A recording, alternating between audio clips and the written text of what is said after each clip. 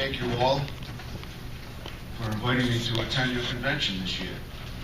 As some of you know, I was a union ironworker for 20 years, so I feel right at home being here with you today. I'm currently serving my 5th term as a state representative in New Hampshire, and I'm honored to have the opportunity to vote for bills that support working families. In the past, I've been proud to be able to report that we defeated all the right-to-work bills and sent the scabs back to Virginia.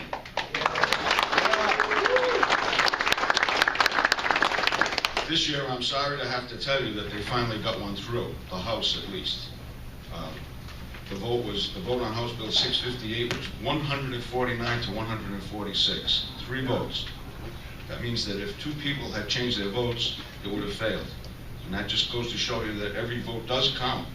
And it also indicates just how much the makeup of the House has changed. Where we used to be able to defeat these right-to-work bills with a significant bipartisan majority, because Democrats and Republicans both knew it was bad policy, now half the House is willing to vote for these anti-worker bills because they have no respect for working people.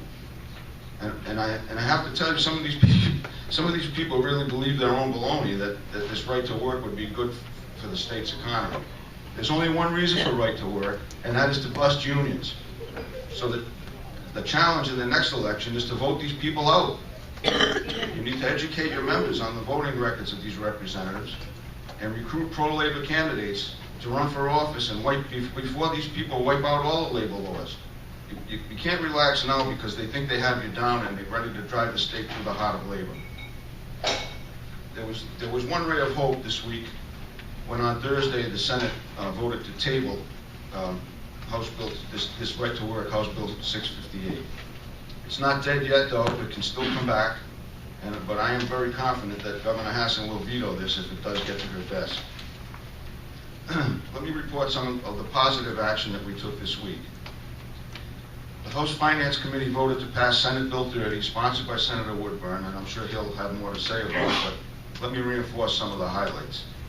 This bill will enable county commissioners, with the approval of the county delegation, to establish redevelopment districts within unincorporated places. Unincorporated places don't have any authority to issue, to tax or to make any assessments at this point. This will allow the county commissioners to assess a property tax so they can pay for revenue bonds. And Senate Bill 30 also raised the bonding authority limit for the Business Finance Authority. These 2 actions were necessary to enable the Business Finance Authority to provide a state guarantee on a portion of the financing for the redevelopment of the Balsams up in Cohos County.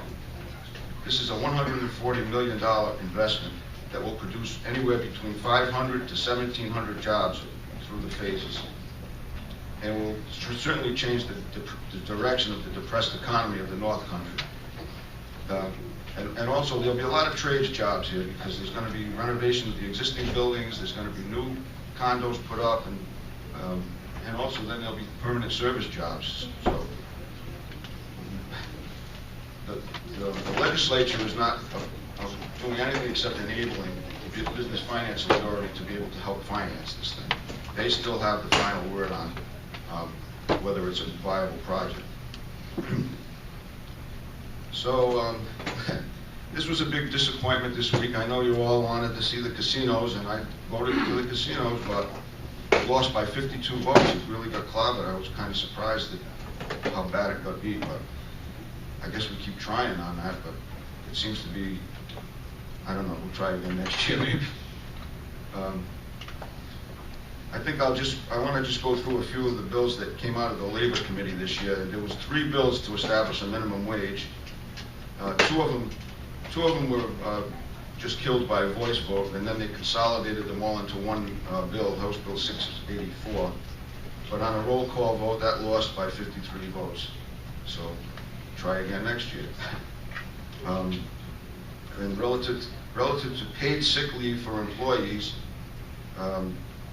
that came out of the committee 12 to 8, but it lost on the floor by 219 to 122, so that lost by 97 votes.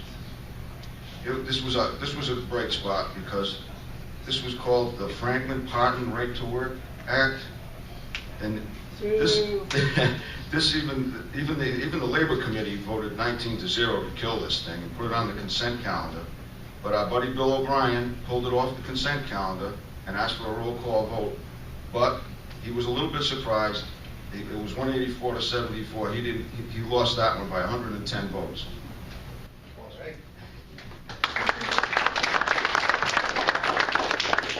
So let me just finish up with it. There's a couple of bills here that you need to pay attention to. You know, once the House and the Senate finish up in June, it's not over. You need to still keep paying attention, because there's a new committee that was established this year, the House Special Committee on Public Employee Pension Plans, and they have two bills that have retained.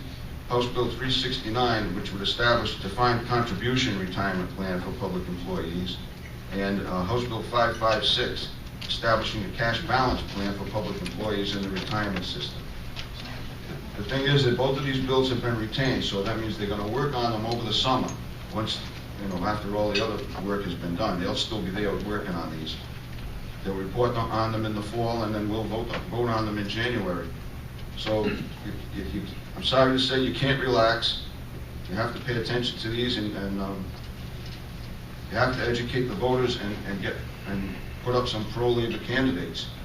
So let me just say thank you again for inviting me here to your convention, and thank you for holding your convention here in North Conway.